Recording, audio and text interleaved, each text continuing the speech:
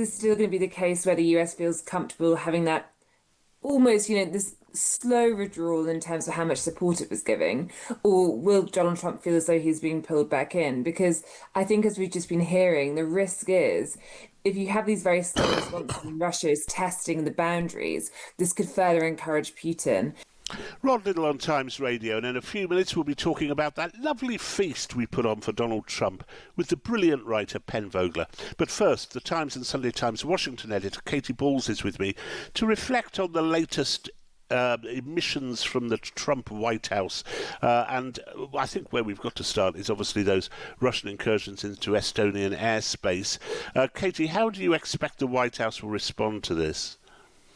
Well, we've had Trump warning of big trouble, but he hasn't really spelled out what it is. And I think it gets to something, which is if you go back, I think, to earlier this summer, you had a situation where the Pentagon was saying they were going to cut off some security assistance to countries like Estonia, Latvia, Lithuania, ultimately saying, it's time for Europe to bear more of the burden. So is this still going to be the case where the US feels comfortable having that almost, this slow withdrawal in terms of how much support it was giving? Or will Donald Trump feel as though he's being pulled back in? Because I think, as we've just been hearing, the risk is if you have these very slow responses and Russia is testing the boundaries, this could further encourage Putin.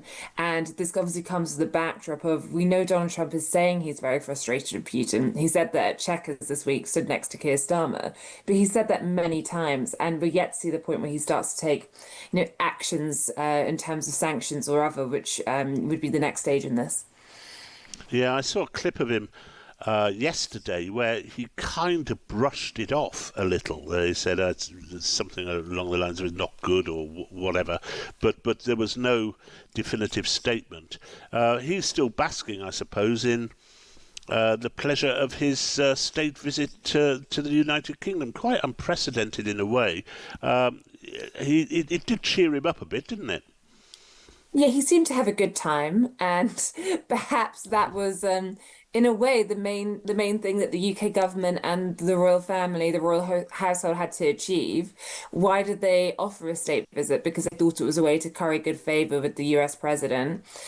He looked like the cat who had got the cream at the state banquet, sat next to the Princess of Wales and so forth. So I think, it was a success in that way. Of course, it just gets to the question of what are the tangible benefits the UK gets as a result now. You heard a lot about the tech partnership.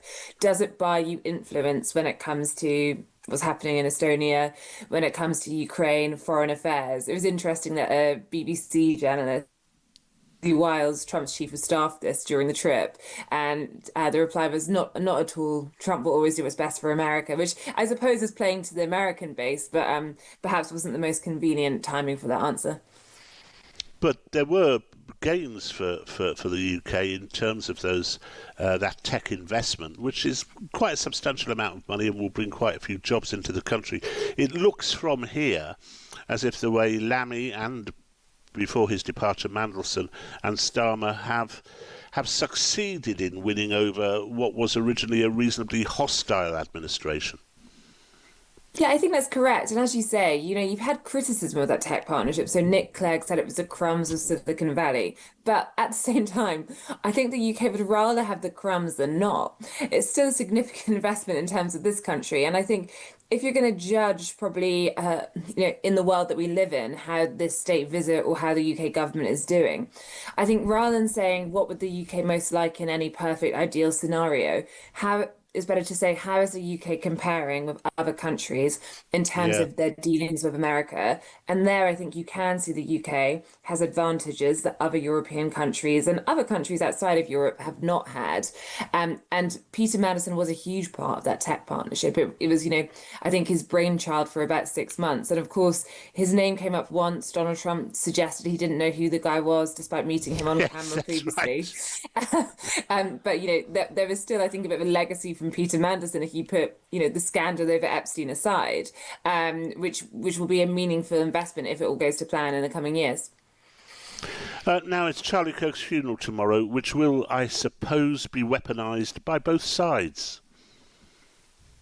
Yes, I mean, I think that when you look at the assassination of Charlie Kirk and people say, oh, we shouldn't politicize violence or so forth. I mean, one of the last tweet, I think the last tweet actually that Charlie Kirk sent was saying, of course we have to politicize violence. And this was in the case of the murdered Ukrainian woman. He was talking about that specific Yeah, case because he yeah. said it was a political case. This guy should have been, not been out. He should have been in jail in the first place.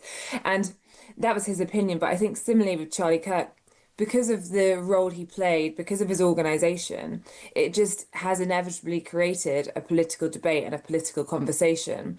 And of course, initially, as it tends to happen with tragedies like this, you had lots of, that's all, well, perhaps not all come together. There was not that much unity coming from the White House from the off-go, but there are definitely messages of condolence coming from all sides.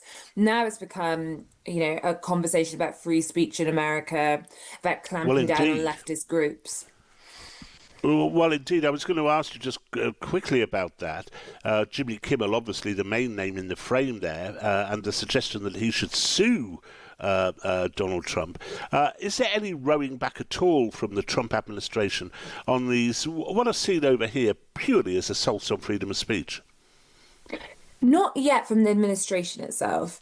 You do have the president and others saying, okay, you're all talking about freedom of speech, but actually, the reason they were relaxed about putting the Kimmel show on an indefinite pause was it was not making money and money talks. So this was a factor, but it wasn't the main factor. So there's a bit of that. I think in the wider Make America Great Again movement, there is more kickback. Figures like Tucker Carlson, others I've spoken to in DC saying, what about the First Amendment and what would Charlie Kirk want his legacy to be? But when South Park did a parody episode and they had Charlie Kirk in it, South Park had previously had some episodes of members of the administration who did not take well to being sent up in the cartoon. Charlie Kirk embraced it. He made it his profile picture on X. He saw the funny side. Now, some around Charlie Kirk will say there's a difference because they think what Kimmel did was distorting facts and so forth. But I think that the general argument is finding obviously that balance whereby I think lots of people think Charlie Kirk's legacy would be about actually speaking to all sides and hearing different opinions, even if you then push yours back, rather than clamping down on it. Brilliant. Katy Balls, thanks ever so much. And you can read Katy in the Sunday Times tomorrow or with a digital subscription via thetimes.com.